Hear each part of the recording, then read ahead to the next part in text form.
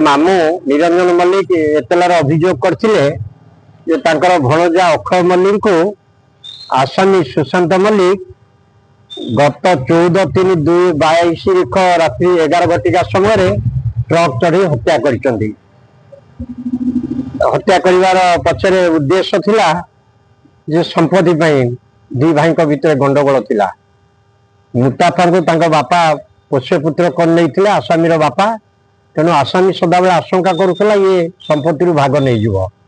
तेणु ता पूर्व भितर विवाद थाना को मकदमा जाइतिला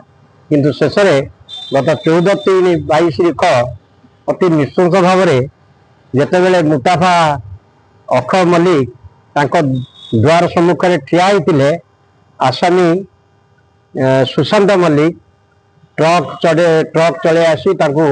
उद्देश्य भाव चढ़े दी हत्या करते। यही घटनार साक्ष्य उपस्थित थिबा साक्षी जे कि मुताफार बापा भाई और भाईज से देखी घटना की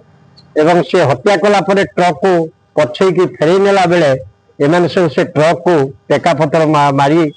माने काच फाच तार भांगी देइथिले। यही सब परिस्थिति को नहीं एवं 20 जन साक्षी मानकर बयान को विचार को नहीं एवं 16 प्रकार दस्तावेज की विचार नहीं आज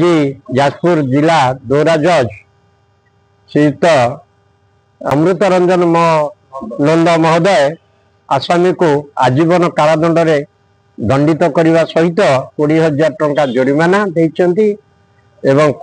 20,000 टंका जोरिमाना न दे पारे अधिका 6 मास जेल आदेश देइचंती।